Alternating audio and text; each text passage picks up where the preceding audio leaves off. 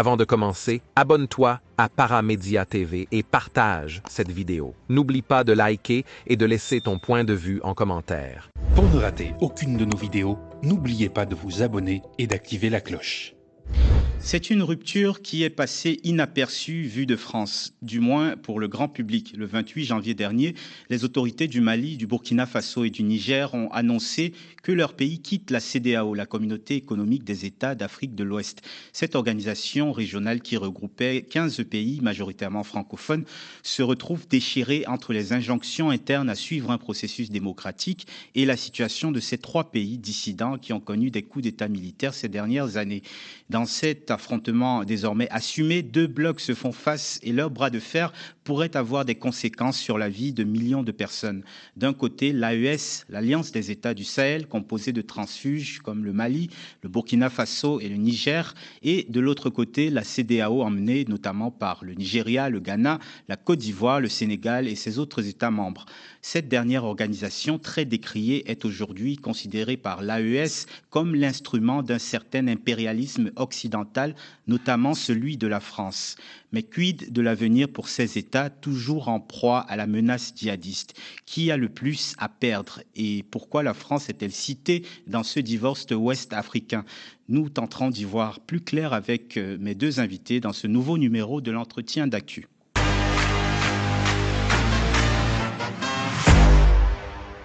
Et pour évoquer ce sujet, je reçois Antoine Glaser. Bonjour, vous êtes Bonjour. Journaliste, grand connaisseur des sujets sur l'Afrique de l'Ouest notamment, auteur du Piège africain de Macron, du continent à l'Hexagone, paru en 2021 aux éditions Fayard. Et près de vous, Hamzat Boukari Yabara, bonjour, historien. Votre dernier ouvrage en date, c'est L'Empire qui ne veut pas mourir, une histoire de la France-Afrique, paru aux éditions du Seuil également en 2021. Bonjour.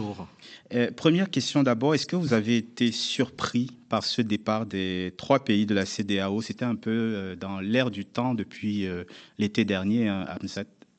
Ah oui, je dirais même que c'était dans l'air du temps depuis 2020, c'est-à-dire qu'il y a une batterie de sanctions qui ont d'abord porté sur le Mali en août 2020, novembre 2021, janvier 2022, de la part de la CEDEAO, qui a durci sa position vis-à-vis de ce pays.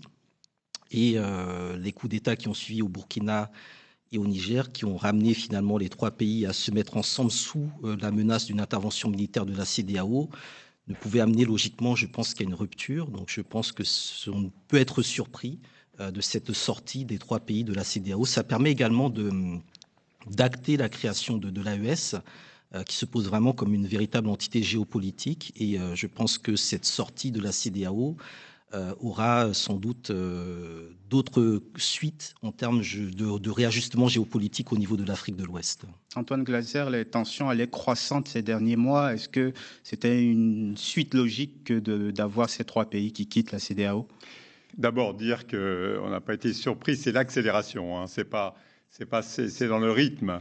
Je veux dire que finalement, ces pays, effectivement, il y a une telle pression de la CEDEAO qu'on voyait bien que ces pays ne pouvaient faire que finalement que se solidariser contre la communauté des États d'Afrique de l'Ouest. Mais ce qui a été quand même surprenant, c'est l'accélération. Ce qui a été quand même surprenant, et c'est une bonne chose, c'est leur capacité à s'allier. Je veux dire, c'est pas toujours évident quand vous êtes faible, même si ce sont des militaires et des putschistes. Je veux dire, d'avoir aussi une base, on a bien vu la volonté de souveraineté, mais dire que c'est quand même l'accélération est une surprise. Que ces pays, finalement, prennent leur distance avec la France, c'est une chose. Cette capacité à se mettre ensemble, à redessiner un ensemble dans la région, c'est quand même tout à fait... Enfin, moi, je trouve ça assez inattendu. Qu'est-ce qui est reproché à la CEDEAO? On sait qu'il y avait toujours une menace de sanctions, même si certaines avaient été levées, notamment contre le Mali. Qu'est-ce qui est aujourd'hui reproché à cette organisation qui existe depuis 1975? D'abord, il faut rapidement rappeler que l'ensemble de ces pays, finalement, ont été créés dans une sorte de communauté franco-africaine d'une période post-coloniale de 60 jusqu'à la chute du mur de Berlin. Donc, tous ces pays avaient quand même une entité qui était quand même tournée vers la Tour Eiffel, vers la France. Et c'est vrai que quand on parle de CEDEAO, il y a les pays francophones et les pays anglophones. Mais en ce qui concerne les pays comme le Mali, le Burkina et le Niger, c'est bien évidemment la France qui avait le leadership. Et le tournant du Niger, qui est quand même qu'on n'a pas suffisamment remarqué, c'est que la France s'est trouvée isolée même de ses propres alliés. Ça veut dire que la France s'est fait virer du Niger, mais les États-Unis ont gardé leur base militaire à Agadez.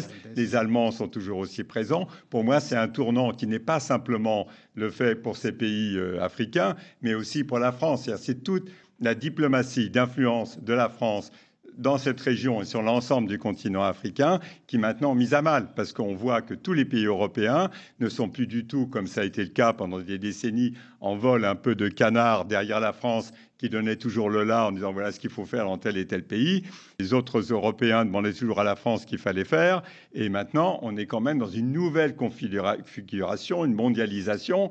Et c'est plus la France, c'est plus la Tour Eiffel qui dit ce qu'il faut faire dans toute cette région. Alors, en fait, le problème de la CEDEAO, c'est que c'est une organisation qui a été créée pour l'intégration économique sous-régionale ouest-africaine, à partir notamment de la libéralisation des échanges, de régime de libre circulation des biens et des personnes. Et donc, lorsque, dans les sanctions que vous imposez au Mali, vous fermez les frontières, vous allez à l'encontre de votre propre objet social. La CEDEAO est devenue, d'une organisation chargée de l'intégration, une forme d'agence de police des bons régimes ou des mauvais régimes au niveau de l'Afrique de l'Ouest. C'est une organisation qui s'est politisée énormément avec le temps, surtout que l'UEMOA jouait le pendant économique, donc elle se contentait, elle, de remplir la fonction politique. La fonction politique, elle s'est politisée en passant d'un statut de médiation à un statut de tutelle. Et donc, elle a pratiqué l'ingérence. Or, nous avons des États qui fonctionnent sur le principe de non-ingérence dans les affaires internes. Elle s'est immiscée dans les affaires internes du Mali, du Burkina Faso, du Niger. Elle émet des recommandations qui n'ont pas de valeur légale, qui n'ont pas de valeur obligatoire. Et elle impose des sanctions qui ne sont pas inscrites dans les traités même de la CEDEAO. Ces sanctions qui peuvent être prises lorsque un État fait défaut à ses obligations, à aucun moment la CEDEAO n'a été en mesure d'expliquer en quoi le Mali, le Burkina ou le Niger faisaient défaut à leurs obligations.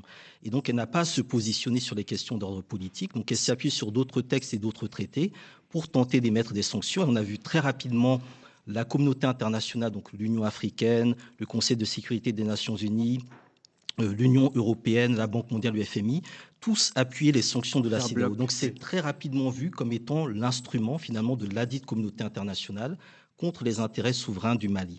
Et je pense que cette dimension d'ingérence est effectivement liée au rôle prépondérant de la France à l'intérieur de ce bloc, au fait que Paris passe toujours par Abidjan et par quelques autres capitales pour orienter les décisions de la CEDEAO, et que cette CEDEAO n'est pas en droit de s'immiscer dans les affaires internes du Mali. Le Mali a réglé sa transition. Assimi Goïta, il est constitutionnellement parlant chef de l'État et président de la République du Mali. Et donc, il faut laisser, comme les Maliens l'ont fait, les Burkinabés et les Nigériens régler de manière interne leurs problèmes. Et c'est là que la CEDEAO a pris ses rêves pour des réalités et a pensé qu'elle pouvait faire l'ordre, la loi, la justice en prenant le précédent de l'intervention de l'ECOMOG au Libéria et en Sierra Leone, qui déjà s'était faite sur des bases non légales, mais qui avait été portée par le Nigeria.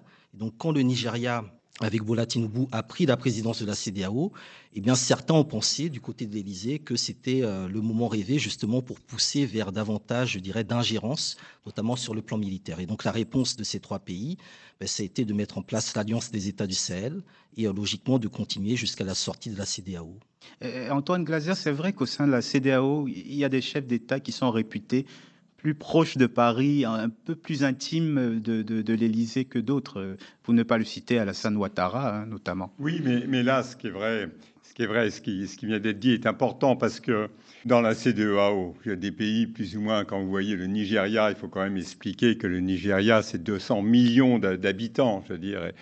Pour eux, pour les Nigérians, pour le président Tinubu du Nigeria, le Niger, il considère que c'est quasiment sa banlieue. Et donc, c'est le fait que Paris a vu que le Nigeria accédait à la présidence de la CEDEAO, et à ce moment-là, il s'est dit le seul dans la région qui a la puissance militaire, c'est le Nigeria. Parce que vous savez, la Côte d'Ivoire n'a pas cette capacité. Ils peuvent intervenir, mais c'est pas eux qui peuvent intervenir sans le Nigeria. C'est vraiment le Nigeria.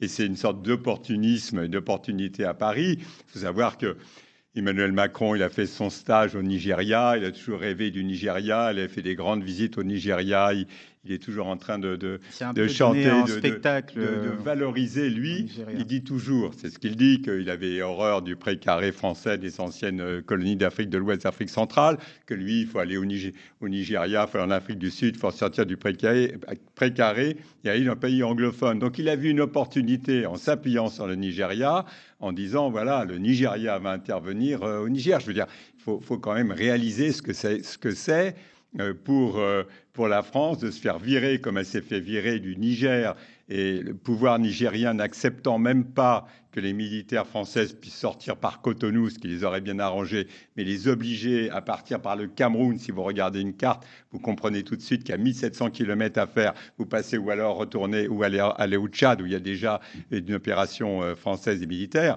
Donc, je veux dire, c'était vraiment... On voit comment, à quel point Emmanuel Macron était agacé, parce qu'il voit un petit pays, cette résistance de ces putschistes, et il n'y croyait pas jusqu'à la dernière minute. Il a vraiment cru, en maintenant son ambassadeur Sylvain Ité à Niamey, en pensant réellement que le Nigeria allait intervenir. C'est vrai que politiquement, économiquement, la Côte d'Ivoire est toujours la base de la France en Afrique de l'Ouest. Mais dans cette histoire de CEDEAO et d'intervention, de menaces d'intervention, c'est vraiment le rôle du Nigeria. Tinubu venait juste d'arriver au pouvoir. Il était président du Nigeria, président de la CEDEAO. Et donc, il se disait, maintenant, je suis le caïd de la région, quoi. Il faut quand même préciser que le Nigeria a imposé ses propres sanctions au Niger, notamment sur la fourniture d'électricité et quelques autres sanctions qui ont joué leur rôle. Et dans ce bras de fer, qui a le plus à perdre? On sait que le Mali, le Burkina Faso, le Niger ont beau être enclavés, ces pays représentent plus de 2 millions de kilomètres carrés. C'est une perte pour qui? Pour la CEDEAO, pour l'AES, qui en souffrirait le plus? Alors pour moi, c'est une perte pour tout le monde, mais chacun a du potentiel. C'est-à-dire que les pays restants de la CEDEAO, s'ils se mettent au travail, peuvent tout à fait s'en sortir. Et l'AES a du potentiel pour décoller. Il y a énormément de ressources dans ces territoires-là. Le fait d'être enclavé n'est pas nécessairement une contrainte, puisqu'on a des régimes qui veulent se baser sur l'autosuffisance. Donc partir finalement de leur propre réalité, plutôt que de rester dans une économie d'extraversion qui est celle de tous les pays côtiers. Donc je pense qu'il y a une certaine cohérence dans ce qui est proposé ou possible au niveau de l'AES. Et maintenant, vis-à-vis des pays côtiers, il y a évidemment des connexions entre les pays côtiers et les pays de l'intérieur sur des questions agricoles, sur des questions de transhumance, sur les questions évidemment portuaires. À mon sens, tout ce qui est déjà mis en place va rester. C'est-à-dire que la CEDEAO, qui est une organisation d'intégration, a déjà mis en place des infrastructures, des traités, des accords de libre circulation qui, à mon avis, vont rester. Je pense que si et l'AES et la CEDEAO reviennent, je dirais, à des négociations, elles mettront en place sans doute des partenariats sur certains points. Mais il est probable quand même que la CEDEAO évolue et aille vers une forme de disparition. Qui a le plus à perdre, Antoine Glaser? Je pense qu'on pense toujours que ce sont les populations de ces trois pays de l'AES, de l'Alliance du Sahel, le Burkina Faso, le Niger et le Mali. Mais dans la réalité, on a bien vu que quand il y a eu un blocage à la frontière, que ce soit en particulier du Mali au départ ou du Burkina, il faut quand même jamais oublier qu'il y a 3 millions de Burkinabés qui travaillent dans les plantations en Côte d'Ivoire. Je crois, il n'y a pas de chiffre exact, mais je pense qu'il y a environ 5 millions, je vais dire, de Maliens qui sont en Côte d'Ivoire. Donc vous avez des populations, une mixité, etc., qui rend quasi impossible ou totalement utopique d'imaginer que vous pouvez... De toute façon, on connaît bien aussi que les frontières en Afrique ne sont pas hermétiques. Et donc, je veux dire, je pense que, bien sûr, à court terme, on les voit, ce sont les populations du Sahel qui sont en train de souffrir. Mais je vais dire, en même temps, vous pensez bien que les ports comme Dakar, Abidjan, etc., qui ont toujours comme ça alimenté ces pays de l'Hinterland, pour eux, c'est aussi un manque à gagner quand vous avez des dizaines de milliers de camions qui attendaient à la frontière quand il y avait des problèmes. Donc je pense que je suis d'accord, ils ont tous à perdre. C'est pas simplement ces trois pays enclavés, ça veut dire même les pays côtiers, ils ont à perdre. en plus, vous savez, en ce moment, il y a des discussions comme ça, encore un peu confidentielles, avec les Marocains qui proposent à ces pays de sortir sur l'Atlantique par leur voie. Quand vous voyez par exemple qu'à Kidal, au Mali, pourquoi est-ce que vous aviez un téléviseur qui valait moins cher à Kidal au nord du pays qu'à Bamako? Il fallait bien qu'il arrive de quelque part. Il arrivait d'Algérie. Les gens, s'ils regardent une carte, ils verront, il y a quand même des trafics en tout genre dans toute cette région. Donc, on n'est pas non plus il n'y a pas de frontières comme ça marquées, contrôlables, etc. Donc, tout ça, tout le monde à perdre. Tout le monde à perdre à terme. Enfin, les activités économiques vont reprendre. C'est-à-dire que, par exemple, le Togo s'est clairement positionné pour être le débouché atlantique des pays de l'AES au niveau du port de Lomé. On voit que la diplomatie du président togolais est très particulière. Elle est un peu différente du reste de la CEDEAO. Il y a la question de la Guinée qui continue à se poser. On verra ce qui va également se passer au Sénégal. Donc, je pense qu'il y aura encore pas mal d'évolutions. La Guinée, où il y a également eu un changement de régime par la force et qui n'est pas tout à fait en bon terme avec la France, du moins, qui est dans un entre-deux un peu flou. On ne comprend pas très bien. Pas vraiment de contestation ou de rejet de la présence française. Disons que ce qui est reproché très clairement au Mali, au Burkina Faso et au Niger, c'est de se rapprocher de la Russie. Je pense que c'est ça aussi qui est en jeu et qui explique pourquoi il y a cette tension de la part des puissances impérialistes derrière la CEDEAO, dans le cas de la Guinée, qui effectivement, à l'époque de 58, avait connu une situation qui peut rappeler les sanctions vis-à-vis du Mali aujourd'hui. On n'est pas tout à fait, je pense, dans ce format-là encore. D'accord. Antoine Glaser, pourquoi la CEDEAO aujourd'hui, en 2024, continue d'être accusée d'être instrumentalisée par l'étranger, notamment par la France? Est-ce qu'on peut l'expliquer, sachant qu'on parle d'États supposément souverains? Pourquoi ces accusations d'instrumentalisation perdurent-elles? Et est-ce qu'en parallèle, Hamzad l'évoquait, la présence de nouveaux partenaires comme la Russie et la Chine ne vont pas renforcer ce face-à-face un peu entre les deux blocs? C'est totalement paradoxal, parce que finalement, c'est incroyable comment la présence de l'armée française, quelque part, a servi un peu de cache-misère à une présence française qui est globalement en déshérence dans l'ensemble de ces pays. C'est ça le paradoxe.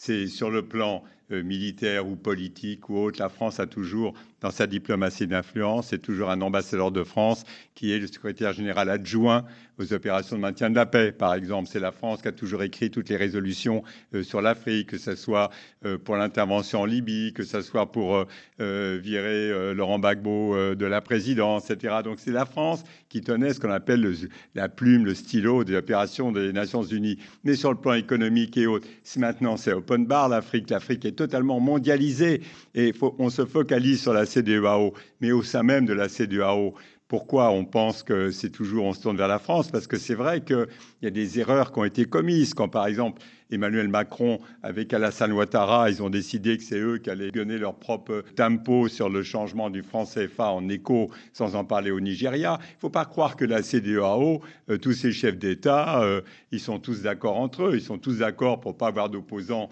dans les pays des uns et des autres. C'est une solidarité entre chefs d'État. C'est le club des chefs d'État. Mais sinon, ils ne sont pas entre le Grand Nigeria, la Côte d'Ivoire et autres. Croyez-moi, c'est pas non plus où le Ghana est par rapport à la Côte d'Ivoire, il y a toujours des problèmes, ce sont de grands producteurs de cacao. Donc, il ne faut pas voir la CEDEAO comme une entité qui marche comme un seul homme.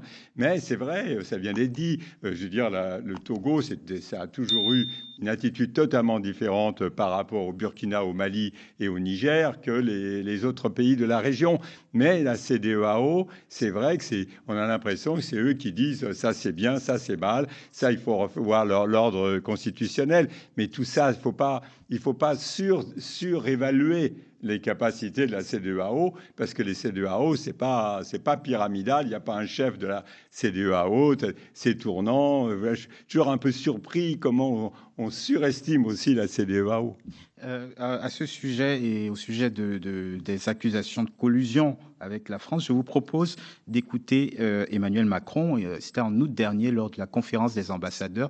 Il parlait justement de la politique française avec les États où avaient eu lieu des coups d'État. On écoute Emmanuel Macron. J'ai entendu des voix, j'ai écouté des journaux, j'ai lu des tribunes qui nous expliquaient « N'en faites pas trop, ça devient dangereux. Ça devient dangereux. » Non, on doit être clair, cohérent. Cohérent.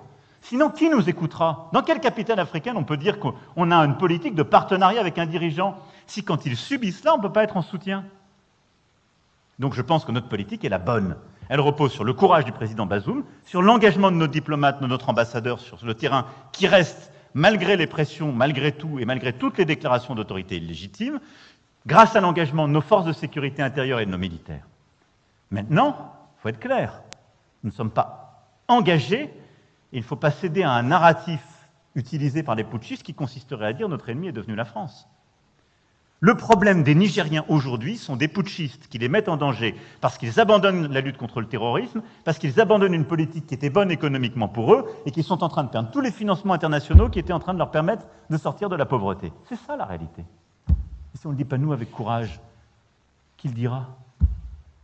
Donc nous devons poursuivre cette politique avec fermeté, sortir des mensonges et des facilités. Et donc notre politique est simple. On ne reconnaît pas les putschistes. On soutient un président qui n'a pas démissionné, aux côtés duquel nous restons engagés.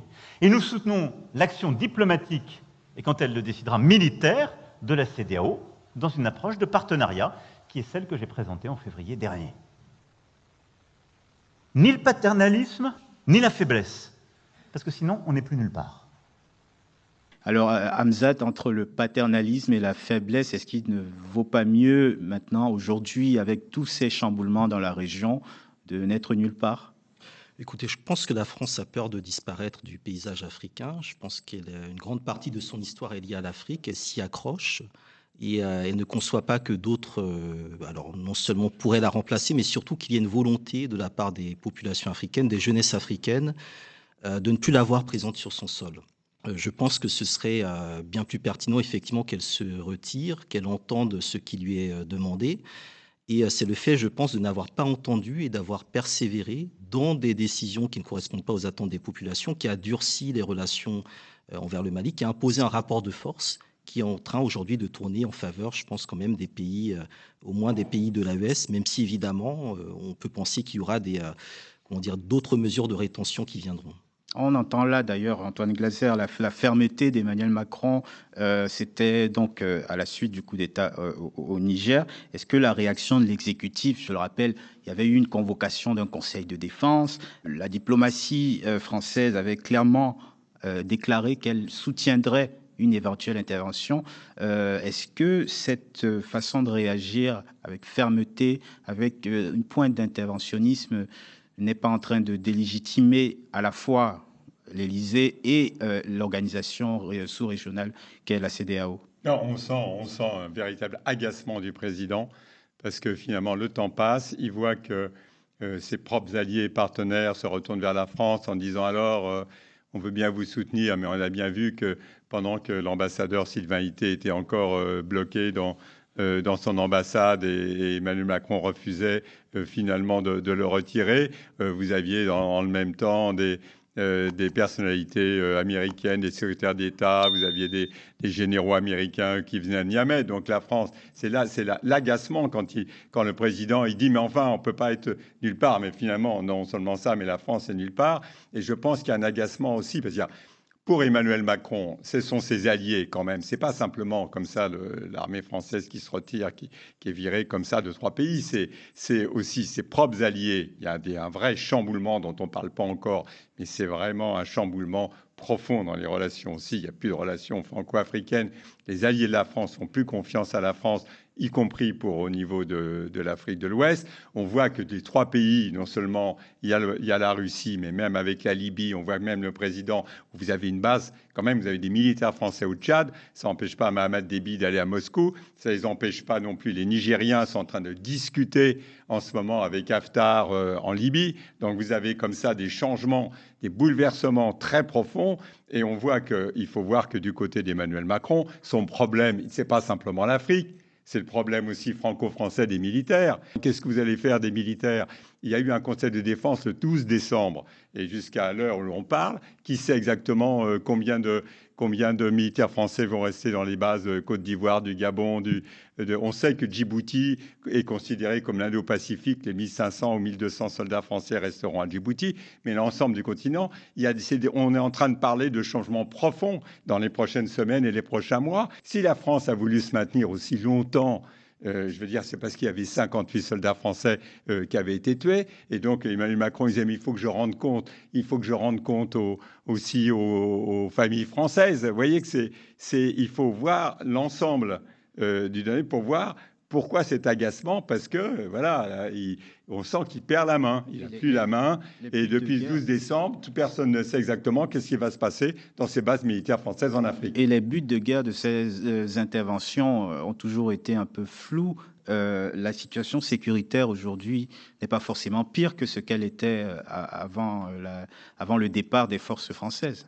Alors, sur l'intervention militaire de la France au Sahel, effectivement, les buts de guerre étaient flous. L'armée française est devenue une armée d'occupation. Elle s'est étendue. Elle a été derrière la mise en place du G5 Sahel. Elle s'est faite chasser à partir du moment où il y avait le passage à Takuba avec les Danois, les Suédois, etc., qui eux-mêmes ont été persona non grata. Et on a bien vu que la stratégie militaire était très floue et que la question de l'Azawad, de la partition du Mali, se posait. Donc on a le sentiment effectivement que la France n'était absolument pas impartiale dans son intervention au Mali, qu'elle défendait ses intérêts sans l'avouer, et que la situation sécuritaire ne s'est absolument pas résolue sous sa présence.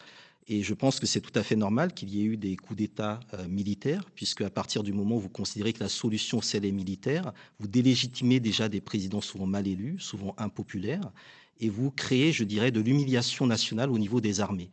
Et ça explique aussi en partie le fort soutien populaire vis-à-vis des militaires qui sont arrivés au pouvoir dans des circonstances différentes dans les trois pays. Dans certains cas, ce n'était pas vraiment des coups d'État, c'était des batailles à l'intérieur des transitions.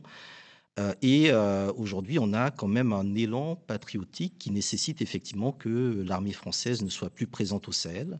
Il y a la question du Tchad qui se pose et qui va continuer à se poser, qui là, je pense, renvoie à d'autres équilibres géopolitiques. Mais du point de vue des buts de guerre de la France, effectivement, il y a le flou. Donc il y a la question franco-française qui vient d'être appelée. Mais il y a surtout évidemment la préservation de certains intérêts géostratégiques. Est-ce que ce n'est pas l'expression aussi de l'échec en matière de sécurité de la CEDEAO elle-même, parce que l'organisation sous-régionale n'a jamais su lutter elle-même contre la menace djihadiste. Et aujourd'hui, les trois pays donc, qui forment l'Alliance du Sahel se disent eh bien, nous allons prendre notre destin en main.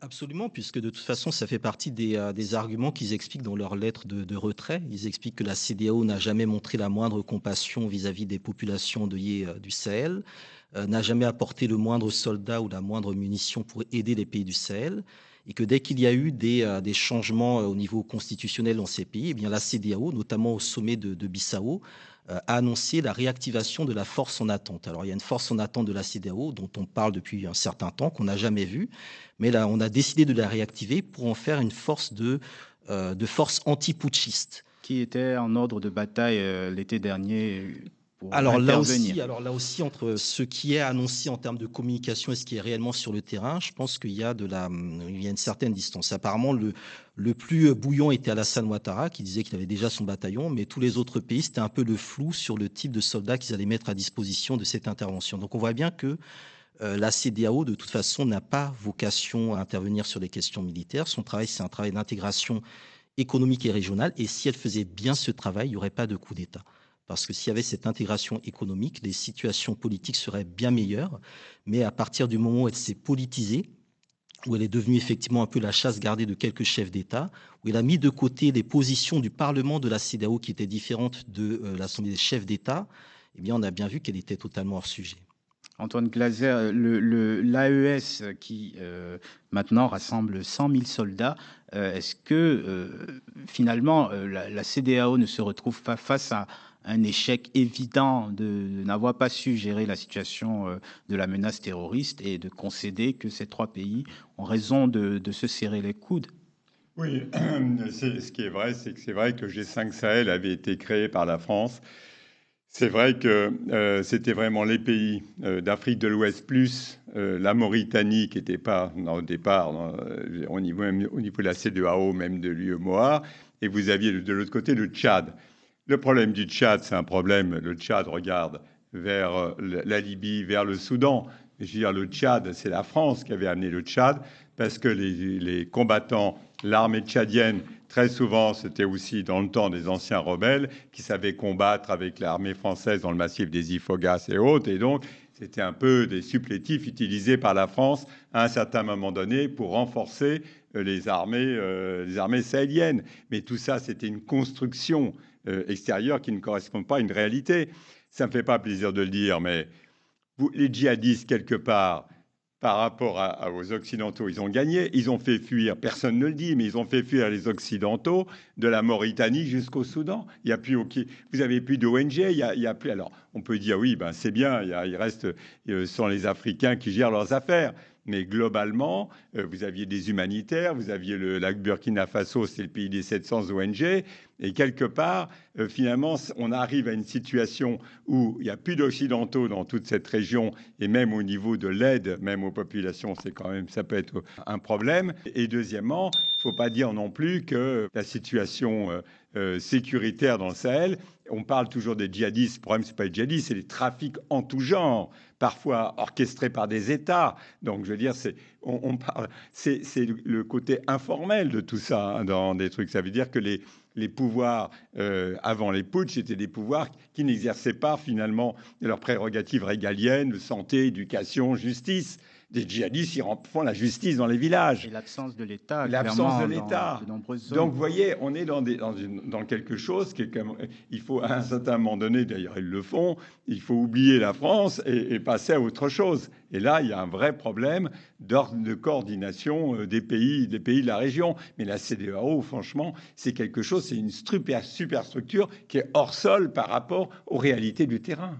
Hamzat Boukari Yabara, pour conclure donc sur peut-être la suite, l'avenir entre l'AES et la CEDEAO, peut-être les relations avec la France, qu'est-ce qu'on peut en attendre, en espérer?